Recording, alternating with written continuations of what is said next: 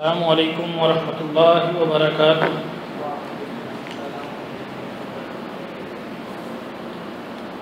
ان الحمد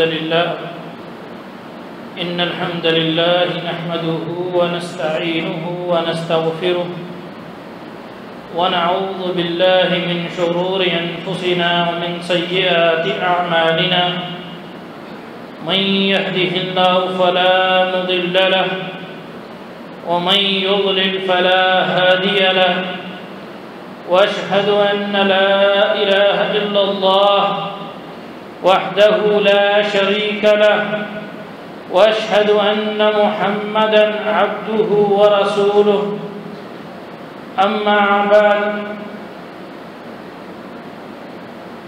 فان احسن الكلام كلام الله وأحسن الهدي هدي محمد صلى الله عليه وسلم وشر الأمور محدثاتها وكل محدثة بدعة وكل بدعة ضلالة وكل ضلالة في النار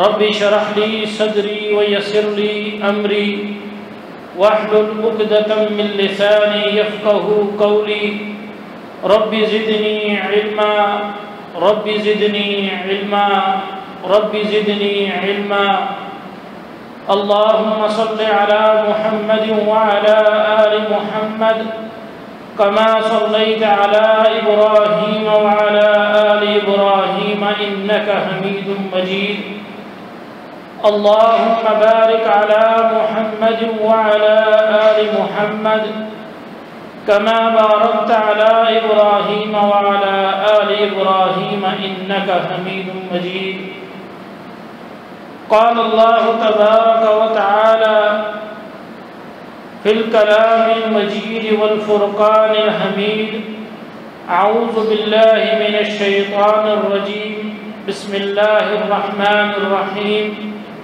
إن عدة الشهور عند الله 12 شهرا في كتاب الله وقال تعالى في مقام الآخر فلا تظلموا فيهن أنفسكم وقال النبي صلى الله عليه وسلم تركت فيكم أمرين لن تضلوا ما تمسكتم بهما کتاب اللہ و سنتی رواہ امام موتا فی موتا۔ ہر قسم کی حمد و ثنا، کبریائی، بڑھائی، تعریف، تمہید اللہ وحدہ لا شریک کے لیے، جو اس کائنات کا تن تنہا پالنہار، اس نظام کو چلانے والا، نظر و نیاز کے لائق، بگڑی بنانے والا، بیڑے پار لگانے والا، ڈوبتوں کو سہارا دینے والا، گرتوں کو اٹھانے والا، بادشاہوں کو فقیر بنا دینے والا، فقیروں کو بادشاہ بنا دینے والا، وہ اکیلا اپنی ذات، اپنی صفات، اپنے اسماء و حسنہ کے اندر بے مثال اور بے مثل ہے۔ انگن تو بے شمار لا تعداد درود و سلام ہو، مٹی کے ذرات سے زیادہ، پانی کے قطرات سے زیادہ، میرے اور آپ کے رہبر و رہنما امام الانبیاء، امام المرسلین، امام کائنات حضرت محمد الرسول اللہ صلی اللہ علیہ وسلم کی ذات اقدس پر۔ بھائیو، ہم لوگ ماہ رجب سے گزر رہے ہیں۔ رجب کا مہینہ سال کے مہینوں میں سے ایک مہینہ ہے۔ رب کائنات نے اپنی کتاب کے اندر ہم لوگوں کو بتلایا کہ اس کائنات کے اندر جو ایک نظام ہے گنتی کا، دنوں کے شمار کا، وہ کتنا ہے، رب تعالیٰ اس کا فرما رہے ہیں ان عدت الشہور عند اللہ، کہ اللہ کے نزدیک مہینوں کی گنتی کتنی ہے، 12 شہرا، کہ 12 مہینے اللہ کے ہاں مہینے ہیں۔ مہینوں کا پتہ کون بتلا رہا ہے؟ رب کائنات۔ اور بتا کہاں پہ رہا ہے؟ اپنی کتاب قرآن کے اندر۔ اور وہ 12 مہینے کون سے ہیں؟ اسلامی مہینے کا آغاز محرم الحرام سے ہوتا ہے۔ پہلا مہینہ محرم کا، دوسرا صفر کا، تیسرا ربیع الاول کا، دوسرا ربیع الاخر یا ربیع الثانی کا، تیسرا صفر کا،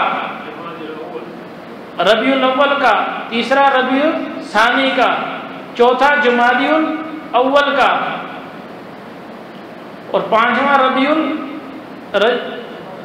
پہلا ہو گیا محرم کا، دوسرا صفر کا، تیسرا ربیع الاول کا، چوتھا ربیع الثانی کا، پانچواں جمادی الاول کا، چھٹا جمادی الثانی کا، چھٹا رجب کا، ساتواں شعبان کا، آٹھواں رمضان کا، نواں شوال کا، 10واں ذوالقعدہ کا، اور 12واں ذوالحجہ کا۔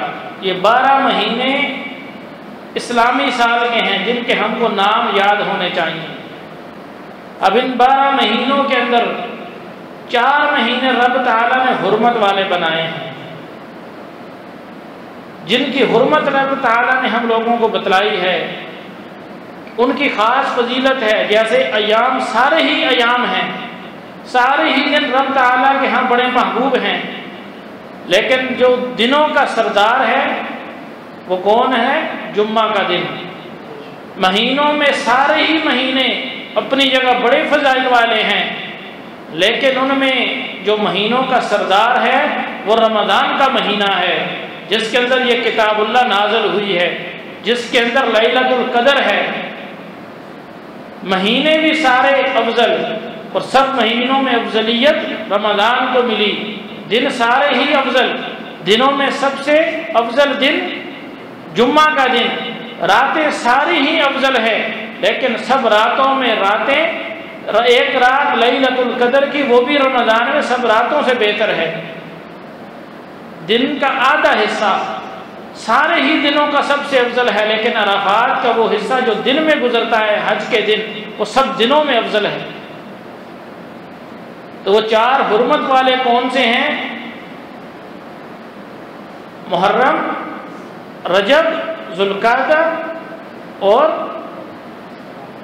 ذوالحجہ، یہ 4 حرمت والے مہینے ہیں۔ اور ہم جس مہینے سے گزر رہے ہیں یہ کون سا مہینہ ہے؟ رجب کا۔ آج کی ہماری گفتگو یا جو بھی ہوگا وہ اسی کے ارد گرد ہوگا، اسی کے پہلو سے ہم باتیں کریں گے کہ رجب کے مہینے کے اندر حرمت تو ہے، اس میں اور کون کون سی چیزیں ہیں جو داخل ہو چکی ہیں، یا اس میں ہم نے کون سی عبادات کرنی ہیں۔ تو سب سے پہلے ہم لوگوں کو رجب کا معنی پتہ ہونا چاہیے۔ رجب کا معنی کیا ہے؟ رجب کے مختلف معنی بیان کیے جاتے ہیں۔ جب اس کو ضمہ کے ساتھ یعنی پیش کے ساتھ پڑھا جائے تو اس کے معنی ہوتے ہیں شرم کرنا یا پھینک کر مارنا، جیسے تیر مارا جاتا ہے، گولی ماری جاتی ہے، پتھر مارا جاتا ہے، ڈرنا یا بڑائی کرنا۔ اگر اس کے جیم کو فتح کے ساتھ پڑھا جائے تو اس کا معنی ہوتا ہے گھبرانا یا شرم کرنا۔ اب اللہ تعالیٰ نے اس مہینے کو حرمت والے مہینوں میں تو رکھا، اب باقی حرمت والے مہینوں میں کچھ عبادات کی فضائل زیادہ ہیں، کچھ عبادات کے فضائل نبی صلی اللہ علیہ وسلم نے خود بیان کیے ہیں، کچھ چیزوں کے اوپر عمل کر کے دکھلایا ہے۔ ہم نے دیکھنا ہے کہ اس رجب کے اندر نبی صلی اللہ علیہ وسلم کا اسوہ حسنہ کیا تھا۔ نبی صلی اللہ علیہ وسلم کی زندگی میں جب رجب کا مہینہ آتا تو نبی صلی اللہ علیہ وسلم اس کو کیسے گزارتے تھے؟ تو اللہ تعالیٰ فرماتے ہیں کہ حرمت والے مہینوں کے اندر اپنی جانوں کے اوپر ظلم نہ کرو، اپنی جانوں کے اوپر ظلم نہ کرو۔ کیا مطلب کہ ویسے تو گناہ ویسے بھی بڑا گناہ ہے، گناہ تو اپنی جگہ پہ گناہ ہے، لیکن حرمت والے مہینوں کے اندر اگر بندہ گناہ کرتا ہے تو اس کی گناہ کا جو نقصان ہے وہ زیادہ ہو جاتا ہے، اور اس کے اندر اگر نیکی کرتا ہے تو اس کی نیکی کا اجر بھی جو ہے وہ بھی زیادہ ہو جاتا ہے۔ جیسے رمضان میں ہم لوگ سنتے ہیں فرائض جو ہیں وہ 70 گنا تک پہنچ جاتے ہیں، نوافل کا اجر جو ہے وہ فرائض کے برابر ہو جاتا ہے، عمرہ کرتے ہیں وہ حج کے برابر ہوتا ہے۔ رمضان میں تو سنتے ہیں لیکن یہ حرمت کے باقی مہینوں کا شاید ہم نے نہ سنا ہو۔ ایسے ہی جیسے رمضان میں فضائل بڑھ جاتے ہیں، نیکیوں کا وزن بڑھ جاتا ہے، ایسے ہی اس رجب کے مہینے میں بھی نیکیوں کا اجر بڑھ جاتا ہے۔ اب اس میں اس کی حرمت کے اوپر شیخ ابن عادل حنبلی رحمہ اللہ نے علماء کا اجماع نقل کیا ہے کہ رجب کے اوپر حرمت ہونے میں کسی کو شک و شبہ نہ ہو کہ رجب جو ہے حرمت والے مہینوں میں شامل ہے۔ اب اس کے اندر بعض روزے رکھے جاتے ہیں، بعض روزے رکھے جاتے ہیں رجب کے لیے۔ ہم لوگ دیکھتے ہیں اللہ کے نبی صلی اللہ علیہ وسلم کی زندگی میں رجب کا مہینہ آیا، پیارے پیغمبر نے روزے رکھے یا نہیں رکھے؟ تو ایسی کوئی بھی چیز ذخیرہ احادیث میں ہم کو نہیں ملتی کہ نبی صلی اللہ علیہ وسلم نے کسی جگہ پہ رجب کے روزوں کی فضیلت بیان کی ہو یا ان کو رکھا ہو، یا صحابہ میں سے یا ائمہ دین میں سے کسی نے ان کے فضائل بیان کیے ہوں یا اس کے اوپر عمل کیا ہو۔ لیکن آج ہمارے ملکوں کے اندر اس کے لیے روزے رکھے جاتے ہیں، جہاں پہ روزے رکھنے ہوتے ہیں وہاں پہ نہیں رکھے جاتے، لیکن جہاں پہ نہ رکھنے ہوتے ہیں وہاں پہ رکھنے شروع کر دیتے ہیں۔ تو اس کے بارے میں امام شوکانی رحمۃ اللہ علیہ فرماتے ہیں کہ ماہ رجب کی جو فضیلت ہے عمومی طور پہ وہ حرمت والے مہینوں میں تو بالکل ثابت ہے، لیکن بطور خاص رجب کی فضیلت میں کوئی بھی روایت ثابت نہیں۔ دور تو دور وہ یہاں تک کہتے ہیں کہ کوئی اتنی ضعیف روایت بھی نہیں ہے کہ جو قابل عمل ہو فضائل کے اعتبار سے کسی نے ذکر کی ہو، ایسی بھی کوئی چیز ذکر نہیں۔ تو اس لیے ہم لوگوں کو اس مہینے میں روزے رکھنے سے دور رہنا ہے، روزے نہیں رکھنے۔ ہاں وہ بندہ جو جمعرات کا اور سوموار کا روزہ رکھ رہا ہے یا 13، 14، 15 کی تاریخ چاند کی جو روزے رکھے جاتے ہیں وہ روزے رکھ رہا ہے، وہ اپنے روزوں کو جاری رکھے، لیکن خاص طور پہ کر کے رجب کے مہینے کے روزے رکھنا یہ بدعت بن جائے گی، اس کو نہیں رکھنا۔ اسی طرح اس مہینے کے اندر ایک نماز خاص طور پہ پڑھی جاتی ہے۔ اس مہینے کی پہلی جمعرات اور جمعے کی شب میں، جیسے گزشتہ دن گزر گیا، اس رات ایک نماز پڑھی جاتی ہے اور اس نماز کو ایک نام بھی دیا گیا ہے صلاۃ الرغائب۔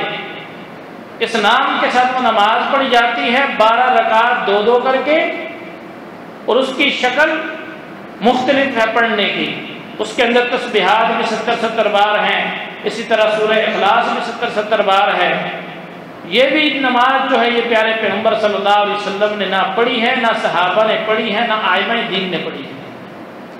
یہ بھی ایک بہت بڑی بدعت ہے کہ انسان آج کل شارٹ کٹ ڈھونڈتا ہے جنت جانے کے لیے راستے، کہ پورا مہینہ عبادت نہ کرے، دن کے اندر 5 نمازیں نہ پڑھے، رجب کے دن ایک پہلی رات میں نماز پڑھ لی، سب پہ کفایت کر دی۔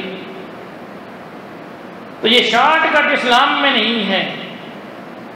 اسلام میں جو تعلیمات دی ہیں پیارے پیغمبر نے، رب تعالی نے فرمائی ہیں، انہی کے اوپر چلیں گے تو ہمارا جنت کا راستہ بنے گا، وگرنہ ہم لوگ جنت میں نہیں جا سکیں گے۔ امام ابن تیمیہ رحمۃ اللہ علیہ فرماتے ہیں اس بارے میں کہ بطور خاص رجب کے روزے رکھنے کے متعلق تمام احادیث ضعیف ہیں بلکہ موضوع ہیں، اہل علم کا ان میں سے کسی پر بھی اعتماد نہیں ہے۔ اور ان کے شاگرد امام ابن قیم رحمہ اللہ فرماتے ہیں کہ رجب کے روزے اور اس کی کچھ راتوں میں قیام کے متعلق جتنی بھی احادیث بیان کی جاتی ہیں وہ تمام جھوٹ اور بہتان ہیں۔ یعنی جتنی بھی ایسی باتیں لوگ بیان کرتے ہیں وہ نبی صلی اللہ علیہ وسلم کی طرف منسوخ تو کر دیتے ہیں، لیکن بھائیو ایمان خطرے میں پڑنے کا مقام ہوتا ہے۔ کوئی بات نبی کی طرف منسوب کر دے، وہ بات نبی کی نہ ہو، تو نبی صلی اللہ علیہ وسلم نے بڑی وعید کے الفاظ استعمال کیے ہیں کہ بندہ اپنا ٹھکانہ جہنم کے اندر بنا لے جو ایک بات پیغمبر کی طرف بیان کر دے۔ تو آج لوگ تھوک کے حساب سے نبی کی طرف باتیں بیان کرنے شروع کرنی ہیں، کوئی خوف نہیں، کوئی مرنے کا غم نہیں، بس اپنی بلے بلے بنانے کے لیے پورا مہینہ عبادت نہیں کرنی۔ ابھی آگے پتہ آپ کو چلے گا یہ کہاں سے آئی ہیں چیزیں ساری، کس نے ہم لوگوں کو اس راہ کے اوپر لگایا ہے۔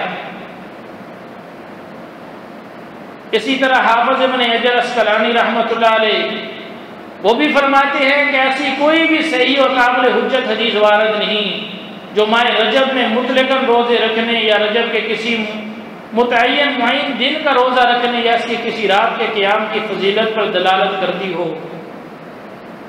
اسی طرح فقہ کے اندر مہارت رکھنے والے، ایک اپنا نام رکھنے والے سید سابق رحمہ اللہ فرماتے ہیں رجب میں روزے رکھنا دوسرے مہینوں میں روزے رکھنے سے افضل نہیں ہے۔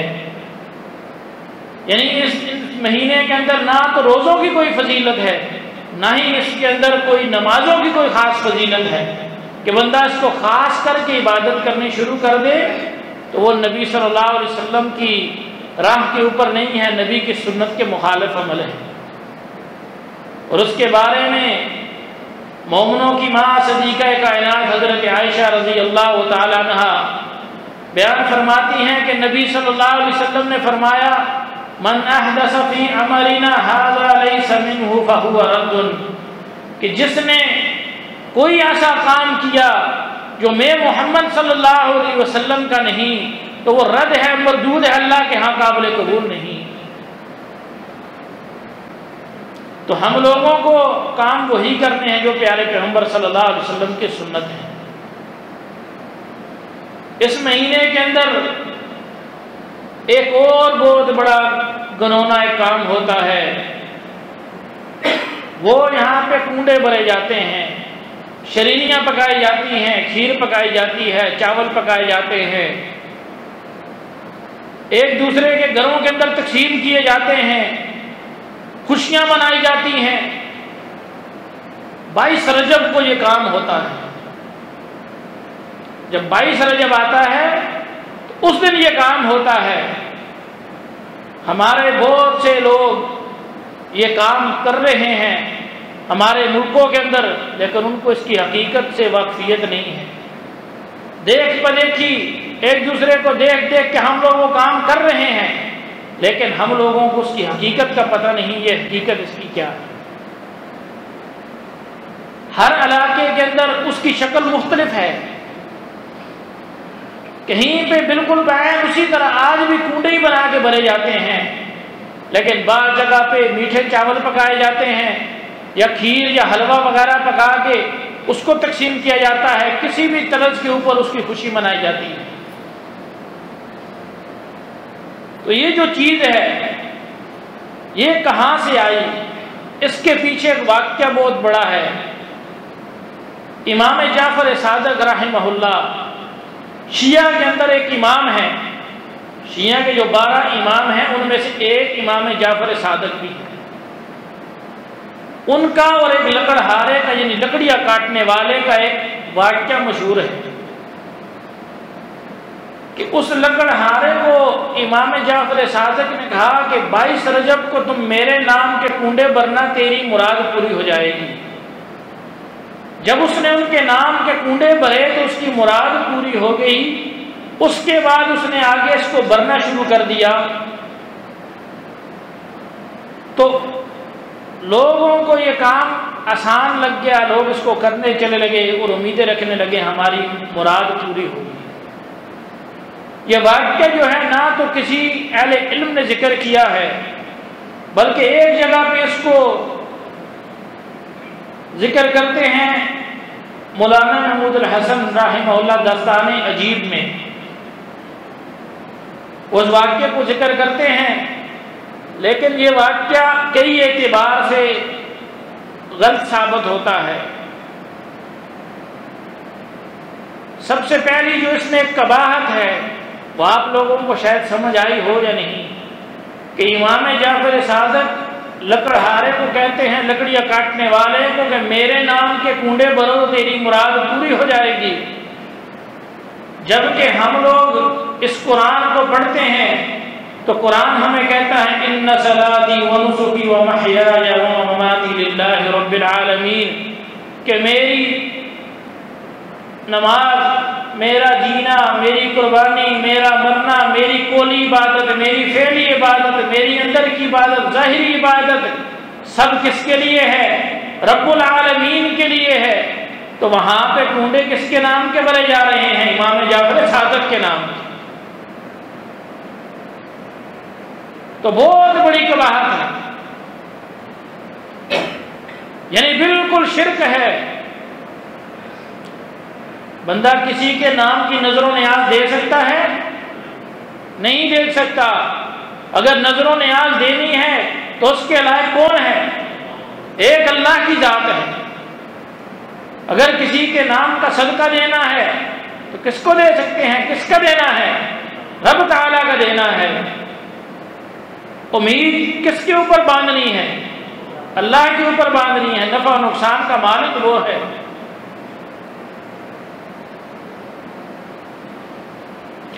اسی طرح اللہ تعالیٰ پھر کہتے ہیں فَلَا تَظْلِمُوا فِيهِنَّ أَنفُسَكُمْ، کہ ان مہینوں میں اپنی جانوں کے اوپر ظلم نہ کرو۔ اب یہ کنڈوں کا جو سلسلہ ہے، اس کی کڑی جو ہے وہ ایک گروہ کے ساتھ ملتی ہے۔ وہ کون سا گروہ ہے جس کے ساتھ یہ کڑی ملتی ہے؟ وہ گروہ ہے جو صحابہ کا دشمن ہے، صحابہ سے بغض و عناد رکھنے والا ہے۔ وہ صحابہ اس کو برداشت نہیں ہے، اس کے سینے کے اندر صحابی رسول کا نام سن کے جلن محسوس ہوتی ہے۔ اس قصے کو اگر صحیح مان لیا جائے کہ ہاں یہ قصہ جو ہے بالکل صحیح ہے، پھر اس کا جو تعلق جڑتا ہے وہ اہل تشیع کے ساتھ جڑتا ہے، یعنی شیعہ کے ساتھ جڑتا ہے، کہ یہ قصہ جو ہے یہ اس لیے گڑھا گیا، اس لیے اس کہانی کو بنایا گیا کہ 22 رجب کے دن خلیفۃ المسلمین حضرت معاویہ رضی اللہ تعالیٰ عنہ فوت ہوئے ہیں۔ 22 رجب کو حضرت امیر معاویہ رضی اللہ تعالیٰ عنہ فوت ہوئے، اور انہوں نے اسی دن کو 22 رجب کے دن کو رکھ کے امام جعفر صادق کا نام دے کے خوشی منانی شروع کر دی۔ بغض کس کے ساتھ ہے؟ حضرت امیر معاویہ کے ساتھ ہے۔ حضرت امیر معاویہ کون ہیں؟ پیارے پیغمبر کے کون ہیں؟ پیارے پیغمبر کے بھائی ہیں، پیارے پیغمبر کی زوجہ حضرت حبیبہ رضی اللہ تعالیٰ عنہا کے بھائی ہیں، برادر نسبتی ہیں پیارے پیغمبر کے۔ لیکن انہوں نے آج اہل سنت کو خوشی منانے پہ لگا دیا کہ آپ لوگوں نے یہ شیرینیاں بانٹنی ہیں، حلوے پکانے ہیں، آپ کے خلیفہ کی فوتگی ہوئی، آپ لوگوں نے خوشیاں منانی ہیں۔ کام کن کا ٹھیک ہو رہا ہے؟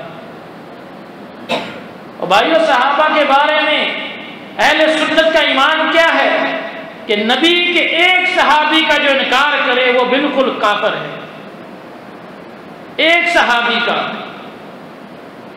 تو ان خبیثوں نے نہ تو امیر معاویہ کو چھوڑا، نہ اماں صدیقہ عائشہ کو چھوڑا، نہ حسن و حسین کو چھوڑا۔ کربلا کے دن پیارے پیغمبر روزہ رکھتے تھے، 9-10 محرم کا اہل سنت روزہ رکھتے ہیں، لیکن وہ کیا کرتے ہیں؟ وہ سبیلیں لگاتے ہیں۔ حضرت حسین رضی اللہ تعالیٰ عنہ کربلا کے اندر پانی کے لیے پکار پکار کے شہید ہو گئے، پانی نہ ملا، وہ بھوکے پیاسے رہے، یہ آج اپنے پیٹوں کو بھر کے صحابہ کے ساتھ محبت کا اظہار کرتے ہیں یا ان کے ساتھ نفرت کا اظہار کرتے ہیں؟ اسی طرح ہر مہینے کے اندر جہاں بھی کسی صحابی کی بات آتی ہے تو انہوں نے ایسے ہی قصہ گڑھ کے ہمارے عوام کو بے وقوف بنا کے اپنے کام سیدھے کر لیے ہیں، لیکن ہماری قوم سوئی ہوئی ہے، اللہ اس کو جگائے، ان کو پتہ ہی نہیں ہے حقیقت پیچھے کیا ہے۔ تو اس چیز سے ہم لوگوں نے اپنے علاقوں کے اندر یہ چیز عام کرنی ہے کہ یہ مہینہ جو ہے، اس مہینے کے اندر مسلمانوں کے خلیفہ حضرت امیر معاویہ رضی اللہ تعالیٰ عنہ فوت ہوئے ہیں۔ 22 رجب آئے تو دکھ کا دن ہے، خوشی کا دن نہیں ہے، اس کو خوشی کے طور پہ نہیں منانا۔ اس کے بعد اس مہینے کے اندر ایک اور بہت بڑا واقعہ جو میرے اور آپ کے پیغمبر کی رسالت کے اوپر ایک بہت بڑا معجزہ ہے، بہت سے اہل علم کا قول ہے کہ وہ واقعہ اسی مہینے میں ہوا۔ اللہ رب العالمین نے اپنے پیغمبر کو ایک سیر کرائی تھی۔ ہر ایک اپنے محبوب کو بلاتا ہے کسی مقام کے اوپر، کوئی کہاں بلاتا ہے، کوئی کہاں بلاتا ہے، لیکن رب کائنات نے حضرت موسیٰ علیہ السلام کو بلایا تو کوئی دور کے اوپر، زمین کے اوپر ہی، پہاڑی کوئی دور زمین کے اوپر ہی ہے۔ کسی نبی کو وہ مقام مرتبہ نہیں دیا جو میرے اور آپ کے نبی کو رب تعالیٰ نے عطا کیا۔ اللہ تعالیٰ نے نبی کو معراج کروائی، سبحان الذی اسری بعبدہ لیلا من المسجد الحرام الی المسجد الاقصی، کہ پاک ہے وہ ذات جس نے نبی کو معراج کروائی مسجد الحرام سے مسجد اقصی تک، اور مسجد اقصی سے پھر آسمانوں تک۔ تو بہت سے مفسرین کا اس میں اختلاف ہے، اہل تاریخ کا بھی، کہ یہ واقعہ جو ہے معراج کا کب واقعہ ہوا ہے۔ ہمارے ملکوں کے اندر اس میں بھی بہت غلو کیا گیا ہے۔ بہت سے علماء کہتے ہیں کہ یہ واقعہ جو ہے رجب میں ہوا، بعض اہل علم کہتے ہیں یہ ربیع الاول میں ہوا، بعض کہتے ہیں یہ ذوالقعدہ کے اندر ہوا، لیکن اس میں صحیح یہ ہے کہ یہ ہجرت مدینہ سے پہلے ہوا ہے، ہجرت مدینہ سے پہلے ہوا ہے، اور سب سے جو اقرب چیز ہے وہ 10 مہینے ہجرت مدینہ سے پہلے ہوا ہے۔ اس کے ہونے میں کسی کو شک نہیں ہے۔ اب نبی صلی اللہ علیہ وسلم کو معراج ہوئی، حضرت ام ہانی کے گھر میں سوئے ہوئے، حضرت جبرائیل امین آئے، براق کو لے کے پیارے پیغمبر صلی اللہ علیہ وسلم کو بٹھایا گیا، مکہ سے فلسطین قبلہ اول لے گئے، وہاں پہ انبیاء کی جماعت کروائی، وہاں سے آسمانوں پہ گئے۔ انشاءاللہ پھر کبھی پورا واقعہ بیان کریں گے، اب اس کے لیے اتنا بھی ٹائم نہیں ہے۔ اب نبی صلی اللہ علیہ وسلم کو تو معراج ہوئی، اس کے بعد نبی صلی اللہ علیہ وسلم کی زندگی جو رہی مدینہ کے اندر، نبی صلی اللہ علیہ وسلم کا اسوہ حسنہ کیا تھا اس دن؟ جب بھی معراج کا دن آتا یا یہ رجب کا مہینہ آتا، پیارے پیغمبر اس کو کیسے گزارتے تھے؟ لیکن آج میرے اور آپ کے ملکوں کے اندر اس کو کیسے گزارا جا رہا ہے؟ 27 تاریخ کو بتیاں لگائی جاتی ہیں، آتش بازی کی جاتی ہے، جلسے کیے جاتے ہیں، اور ان کے اندر طرح طرح کی خرافات ہوتی ہیں۔ کئی جگہ پہ تو 10-10 20-20 دن ہی لائٹیں اتنی زیادہ لگا دیتے ہیں، بازار سجا دیے جاتے ہیں، مساجد سجا دی جاتی ہیں۔ کیوں؟ یہ نبی کی خوشی ہے، نبی کے ساتھ محبت ہے، نبی کو معراج ہوئی ہے۔ اور بھائیو، صحابہ سے بڑھ کے نبی کے ساتھ کوئی بندہ محبت کا دعویٰ نہیں کر سکتا جیسی محبت نبی کے ساتھ صحابہ نے کی ہے۔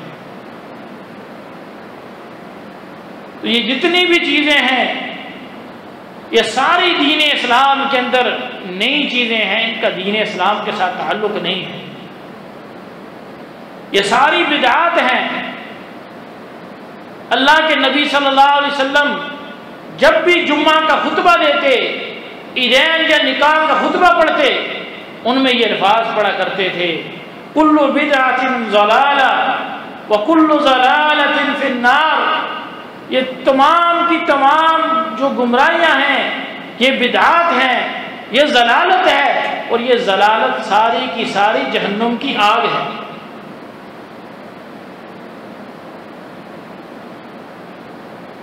اب بندہ سوچتا ہے یار یہ ہر چیز ہی بدعت ہے۔ ہم لوگوں کو ابھی بدعت کا مفہوم سمجھنا ہے کہ بدعت کہا کس کو جاتا ہے۔ عام لوگوں میں یہ بات مشہور ہے، جو بھی چیز نہیں ہو وہ بدعت ہے، جو بھی نئی چیز ہو وہ بدعت ہے۔ یہ بالکل غلط بات ہے۔ بدعت وہ چیز ہے جو ثواب اور نیکی کی نیت سے کی جائے اور دین سمجھ کے کی جائے، وہ بدعت ہوتی ہے۔ بدعت کیا ہوتی ہے؟ تھوڑی بات کو سمجھنا ہے۔ اب ہر چیز بدعت نہیں ہوتی، نہیں، جو چیز ثواب کی نیت کے ساتھ دین سمجھ کے کی جائے، نیکی سمجھ کے کی جائے، وہ بدعت ہوتی ہے۔ جس کا ثبوت نہ قرآن سے ہو نہ پیغمبر صلی اللہ علیہ وسلم سے ہو، وہ جو چیز ہوگی وہ دین میں نہیں ہوگی، وہ بدعت ہوگی۔ اب بدعت کرنے والا یہ سوچتا بھی نہیں کہ میں گناہ کر رہا ہوں۔ اب بعض لوگوں نے بدعات کی بھی اقسام بیان کر لی، بدعت حسنہ اور بدعت سیئہ۔ پیغمبر صلی اللہ علیہ وسلم نے بالکل وضاحت کہی کہ جو بھی بدعت ہے وہ گمراہی ہے۔ بدعت حسنہ اس کا بھی کوئی مقام نہیں ہے۔ جن لوگوں نے اس کو مرتب کیا ہے اس اصطلاح کو، وہاں پہ بھی تھوڑی علمی کمزوری کی نشاندہی نظر آتی ہے کہ جو چیز بھی ہو اس کی اصل اگر کتاب و سنت کے اندر ہے تو وہ بدعت نہیں بنے گی۔ اب لوگ ہمارے ملکوں میں مثالیں دیتے ہیں، کہتے ہیں بندہ جہاز میں نماز پڑھے گا تو جہاز تو نبی کے دور میں نہیں تھا، یا جہاز میں سفر کر رہا ہے تو اس وقت تو جہاز نہیں تھا، جہاز میں بیٹھنا بدعت ہوگی، یا اب یہ سپیکر ہے نبی کے دور میں نہیں تھا تو یہ تو بدعت ہوگی۔ ایسی مثالیں دیتے ہیں۔ اب جہاز میں کوئی دین سمجھ کے بیٹھتا ہے؟ کوئی دین سمجھ کے تو نہیں بیٹھتا۔ لیکن اگر مان بھی لیا جائے اگلے کا سوال، جہاز کس کیٹیگری میں آتا ہے؟ بندہ کس لیے اس کو استعمال کرتا ہے؟ سواری کے طور پہ۔ دو چیزوں پہ جہاز استعمال ہوتا ہے، یا سواری کے لیے یا مال برداری کے لیے، ایک جگہ سے مال دوسری جگہ پہ لے جانے کے لیے۔ تو جانوروں میں گھوڑا اور اونٹ اور گدھا یہ کس چیز کے لیے استعمال ہوتے رہے ہیں؟ سفر کے لیے اور سامان کی نقل و حرکت کے لیے۔ تو جہاز بھی اسی طرح استعمال ہوتے ہیں۔ اگر پھر بھی کوئی کہے کہ ہاں یہ تو زمین پہ تھیں، وہ چیزیں اوپر تھیں، جو براق پیغمبر کو زمین سے آسمانوں پہ لے کے گیا وہ کہاں پہ گیا؟ اصل کہاں سے ملی؟ نبی کی سیرت کے اندر ہم کو وہ چیز ملتی ہے، وہ بدعت نہیں بن سکتی۔ ہاں بدعت وہ ہے جو بندہ ثواب کی نیت سے کر رہا ہو اور نبی صلی اللہ علیہ وسلم اور صحابہ نے نہ کی ہو تو وہ بدعت ہے۔ اب یہ جو خوشیاں مناتے ہیں، لائٹنگ کرتے ہیں، آتش بازی کرتے ہیں، فائرنگ کرتے ہیں، بتائیں یہ صحابہ نے کی ہیں؟ آئمہ دین نے کی ہیں؟ امام ابو حنیفہ رحمہ اللہ نے کی ہیں؟ امام شافعی رحمہ اللہ نے کی ہیں؟ امام مالک، امام احمد اور دوسرے آئمہ دین نے کی ہیں؟ نہیں۔ آج جو بندہ یہ کرتا ہے، مسجد میں لائٹ لگواتا ہے، وہ کیا کہتا ہے؟ کہ رجب کا مہینہ آیا، نبی کو خوشی ہوئی، میں خوشی منا رہا ہوں، مجھے ثواب ملے گا، یہ کہتا ہے کہ نہیں؟ اس کی نیت ہوتی ہے کہ نہیں؟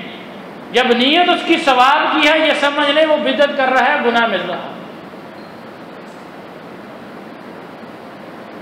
اس لیے کہ جو کام بھی دین میں نیا ہو ثواب کی نیت سے، وہ بدعت ہے۔ اور نبی صلی اللہ علیہ وسلم نے اپنے صحابہ کی تربیت اس انداز سے کی۔ آپ کے سامنے پہلے بھی وہ حدیث میں نے امام بخاری رحمۃ اللہ علیہ نے درج کی اپنی صحیح کے اندر کہ چند صحابہ آئے مومنوں کی ماں کے پاس آ کے سوال کرتے ہیں کہ نبی صلی اللہ علیہ وسلم دن کو ہمارے پاس ہوتے ہیں، ہمیں ان کے گھر کی عبادات کے بارے میں بتلائیں۔ تو انہوں نے بتلایا اللہ کے نبی رات کو اٹھتے ہیں، نماز پڑھتے ہیں، نفلی روزہ رکھ لیتے ہیں، یا ہمارے حقوق زوجیت ادا کرتے ہیں۔ صحابہ کہنے لگے کہ اللہ کے نبی تو معصوم الخطا ہیں، ان کے تو پہلے کے اگلے پچھلے گناہ رب تعالیٰ نے معاف کیے ہیں، ہم لوگ تو گناہ گار ہیں۔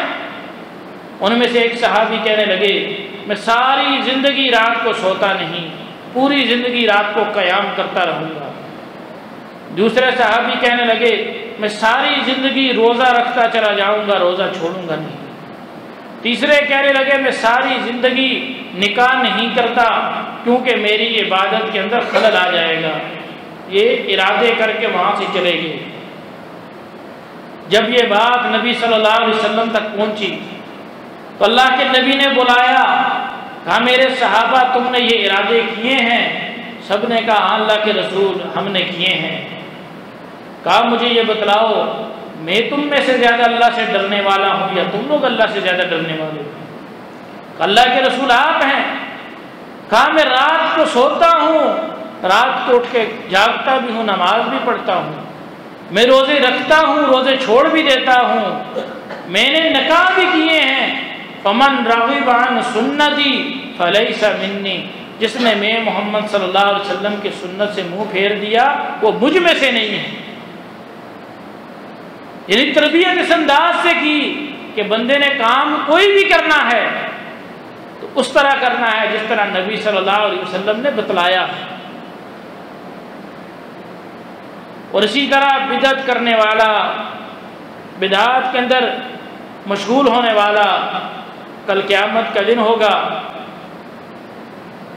اللہ کے نبی صلی اللہ علیہ وسلم دیکھیں گے حوض کوثر کے اوپر کہ میری امت کا اتنا جم غفیر، ساری امتوں میں سب سے زیادہ تعداد کے لحاظ سے میری امت کھڑی ہوگی، لیکن اچانک کیا ہوگا؟ امت دو حصوں میں بٹ جائے گی، درمیان کے اندر پردہ حائل ہو جائے گا۔ نبی صلی اللہ علیہ وسلم پوچھیں گے کہ اللہ یہ کیا معاملہ ہے، یہ کیا واقعہ ہو گیا؟ تو کہا جائے گا اے محمد صلی اللہ علیہ وسلم یہ آپ کی امت نہیں ہے، یہ آپ کے ساتھی نہیں ہیں، یہ تو وہ لوگ ہیں جنہوں نے آپ کے بعد آپ کے دین کو بدل دیا، آپ کے دین کو اپنی خواہشات کے اوپر رکھ لیا، اس میں نئی نئی چیزیں ڈال دیں۔ تو نبی صلی اللہ علیہ وسلم کیا فرمائیں گے اس وقت؟ سحقن سحقن، ان کو جہنم میں پھینک دو، ان کو جہنم میں پھینک دو۔ تو اس وقت ان کا ٹھکانہ جہنم ہوگی۔ اللہ ہم سب کو بدعات سے دور رکھے۔ اور اللہ تعالیٰ نے اسی لیے نبی صلی اللہ علیہ وسلم کو مخاطب کر کے اہل ایمان کو نبی کی اطاعت کے اوپر لگایا کہ یا ایھا الذین آمنوا، اے وہ لوگوں جو ایمان لے آئے ہو، اطیعوا اللہ، اطاعت کرو اللہ تعالیٰ کی، واطیعوا الرسول، اور اطاعت کرو اپنے رسول کی، ولا تبطلوا اعمالکم، اور اپنے اعمال ضائع نہ کرو غیروں کے پیچھے لگے۔ اب ایسا نہ ہو کہ بندہ کام بھی کرتا جائے، عبادت بھی کرتا ہو، وقت بھی لگا رہا ہو، محنت بھی کر رہا ہو، لیکن اگر عمل غیر ہو گیا، عمل سنت کے مخالف ہو گیا تو وہ اللہ کے ہاں قابل قبول نہیں ہوگا۔ بندہ عمل تو کرتا ہے، کس لیے؟ کہ مجھ سے میرا رب راضی ہو جائے، لیکن رب کس لیے راضی ہوگا؟ جب اس کے نبی کی فرما برداری کر رہا ہو۔ آج لوگ کہتے ہیں ہاں یہ بھی تو دین ہی ہے۔ اور بھائیو، دین اللہ کے نبی صلی اللہ علیہ وسلم پورے کا پورا چھوڑ کے گئے ہیں۔ رب تعالی نے اپنے قرآن میں اس کی مہر لگائی ہے، الیوم اکملت لکم دینکم واتممت علیکم نعمتی ورضیت لکم الاسلام دینا، کہ آج کے دن میں نے اپنی نعمت کو پورا کر دیا ہے اور تمہارے لیے دین اسلام کو دین پسند کیا ہے۔ پھر بھی سمجھ نہ آئے تو نبی صلی اللہ علیہ وسلم کا خطبہ حجت الوداع بندے کی آنکھوں کے آگے آئے۔ نبی پوچھ رہے ہیں اپنے صحابہ سے، حل بلغت، کیا میں نے اپنا حق ادا کر دیا ہے، تم پہ دین واضح بیان کر دیا ہے؟ سب صحابہ نے ایک زبان ہو کے کہا، نعم یا رسول اللہ، آپ نے اپنا حق بیان کر دیا ہے۔ وہ نبی جو ہمیں اسلام کی ایسی تعلیمات دے کے گئے کہ جن کے بارے میں خود فرما دیا، ترکتکم بیضاء کلیلھا کنہارھا، کہ میں تمہیں ایسی روشن راہ کے اوپر چھوڑ کے جا رہا ہوں جس کی راتیں بھی ایسے روشن ہیں جیسے اس کے دن روشن ہیں۔ آج ہم بدعات کے اندر کیوں پھنس گئے ان کے اندر؟ سب سے بنیادی وجہ کہ ہم لوگوں نے اس قرآن کو چھوڑا، اس قرآن کو ہم لوگوں نے چھوڑ دیا، اور صحابہ کی سیرت پڑھنے سے ہم لوگ دور ہو گئے، ہمیں دور کر دیا گیا صحابہ سے۔ اغیار کے دلوں کے اندر، سینوں کے اندر تو بغض تھا، لیکن انہوں نے وہ بغض ہمارے اندر ایسے ڈال دیا کہ آج ہم لوگ اس کو محسوس بھی نہیں کرتے۔ پھر ایک ایسا مذہب جو گم ہو رہا تھا، جس کو خطرہ تھا کہ ان کا مذہب ختم ہو جائے گا، ان کا دین ختم ہو جائے گا، انہوں نے دیکھا سب سے اگر بے وقوف قوم نظر آ رہی ہے تو آج کل کے مسلمان ہیں، ان کو کیوں نہ اپنی طرف لگاؤ۔ وہ مجوسی قوم، آگ کی پوجا کرنے والی، آگ کو روشن کرنے والی، ان کو خطرہ لاحق ہوا کہ ان کا مذہب ختم ہونے والا ہے۔ انہوں نے دیکھا، انہوں نے کہا تم کیوں نہیں آتش بازی کرتے، چراغاں کرتے، آگ کو روشن کرو، یہ خوشی کا ذریعہ ہے۔ عید کا دن آیا، انہوں نے کہا خوشیاں مناؤ، چراغاں کرو، فائرنگ کرو۔ شعبان آیا، 15 تاریخ آئی، وہی کام کرو۔ رجب کا مہینہ آیا، تمہارے نبی کو معراج ہوئی، تم لوگ یہی کام کرو۔ آج ہم اس طرف لگ گئے، لیکن کبھی کسی نے حقیقت نہیں سوچی، اس کی بنیاد نہیں سوچی کہ ہم اس میں کیا کیا لٹا رہے ہیں۔ اپنا وقت صرف کرتے ہیں، اپنا مال صرف کرتے ہیں، اپنی جان لگاتے ہیں، کس کے لیے؟ سمجھتے ہیں کام اپنا کر رہے ہیں لیکن دین دوسرے کا بلند کر رہے ہیں۔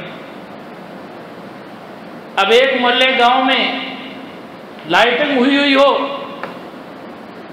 تو وہاں پہ کوئی اگر باہر سے کوئی بندہ آئے تو وہ کیا سوال کرے گا، یہاں پہ کیا بات ہے، یہاں پہ کون سے مذہب کو ماننے والے رہ رہے ہیں؟ تو اگر کہیں یہاں پہ سارے مسلمان رہتے ہیں تو وہ کہے کہ اچھا، جو نبی کا اپنا شہر مکہ اور مدینہ تھا وہاں پہ تو کسی کو اس کی سوچ ہی نہیں، اچھا آپ بھی مسلمان ہیں، کہ آپ کے نبی نے ایسے کیا تھا؟ تو بندہ وہاں پہ کیا جواب دے گا؟ وہاں پہ کیا جواب دے گا؟ وہاں پہ شرم کے مارے پھر سر جھکا دے گا، کہاں میں کلمہ تو اس نبی کا پڑھ رہا ہوں لیکن مذہب کی ترویج اشاعت دوسرے کی کر رہا ہوں۔ پھر اس کے ہم معاشرے میں بھی بڑے نقصانات دیکھتے ہیں۔ اب فائرنگ ہوئی، کئی واقعات آپ کے سامنے بھی ہوں گے، گولی نکلی، اس کے رخ کا پتہ نہیں، کسی دوسرے کو جا لگی۔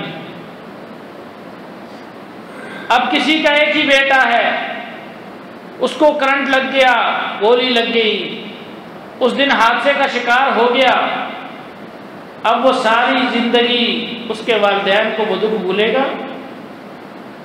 نہیں بھولے گا کہ کاش ہم اس کو نہ بھیجتے۔ لیکن معاملہ بڑا الٹا ہے۔ جب ایسی محافل منعقد کی جاتی ہیں، ایسے جلسے، ایسی چیزیں منعقد کی جاتی ہیں، تو والدین بچوں کو کہتے ہیں دوڑ کے جاؤ، اس میں شرکت کرو، بڑھ چڑھ کے شرکت کرو، یہ بڑے اجر کا کام ہے، پورا مہینہ غیر سکول جانا، پڑھتے رہنا، ایک دن عبادت کر لی، پورا سال تمہارا سیدھا ہے۔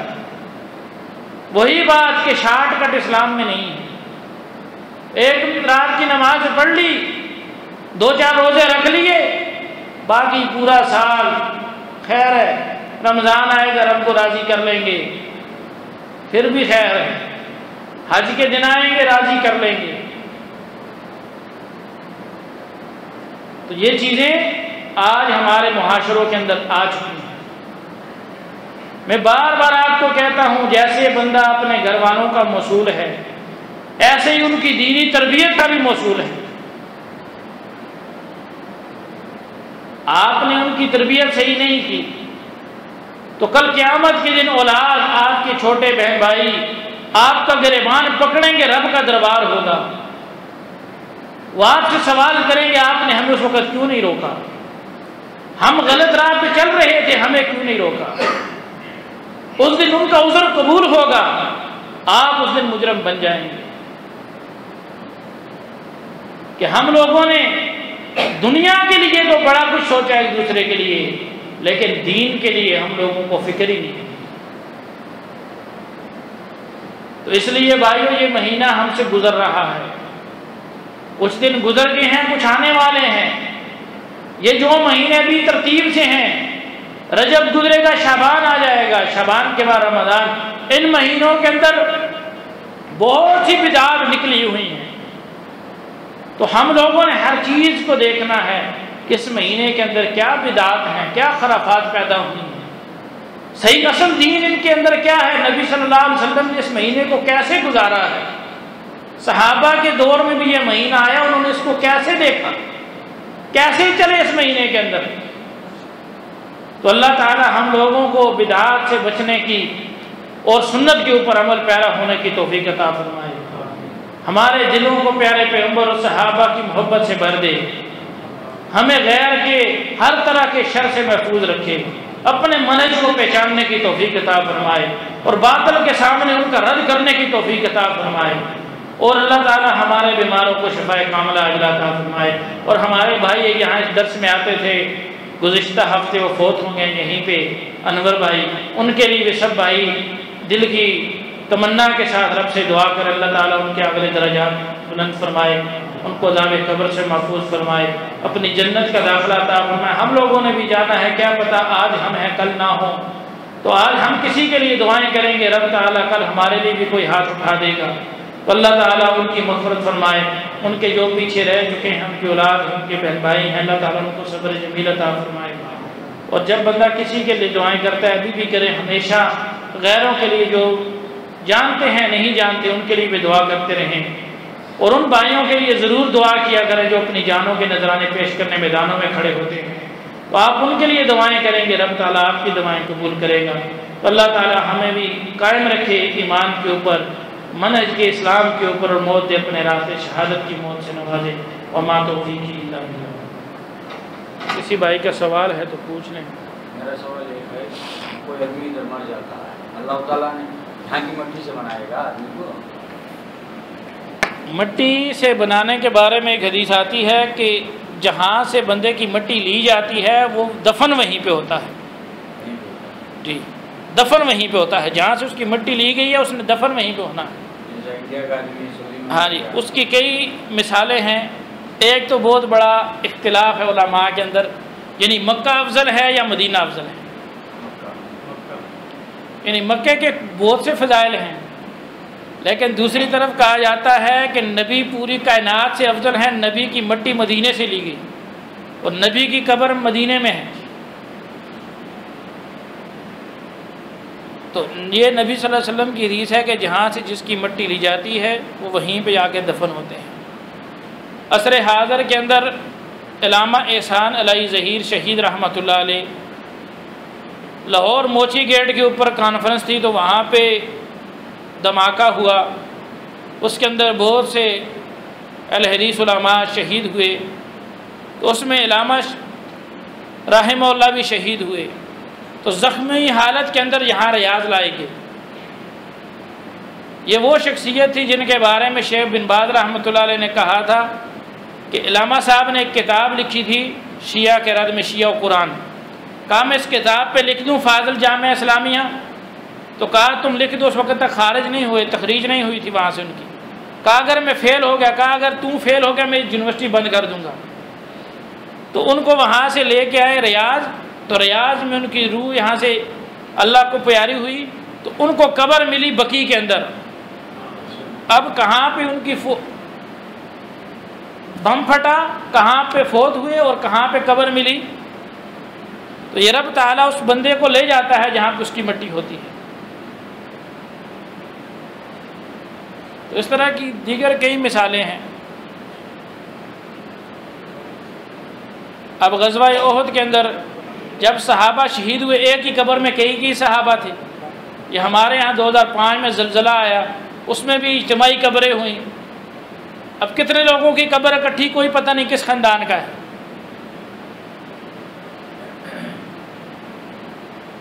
تو اس طرح کی بہت سی مثالیں ہیں۔ اچھا، یہ جو معراج 28 رجب کو، یہ للت القدر اور معراج ایک ہی ہے؟